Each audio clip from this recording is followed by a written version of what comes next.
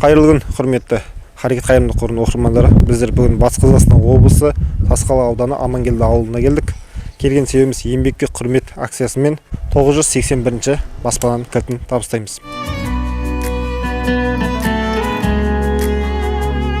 Бүгін енді 27-ші қыркүйек еңбек күні.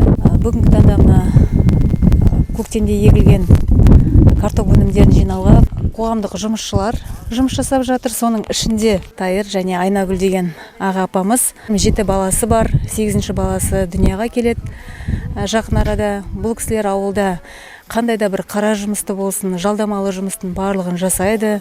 Өте енді өздерінің еңбектерімен балаларын өсіріп, өндіріп отырған отбасы. Ассалаумағалейкум аға. Қайсың сауызғай? Самыз ба? Көп бала атаңыз, неше балаңыз бар? 7 балам бар. 7 балаңыз бар. Осында тұрасыздар ма?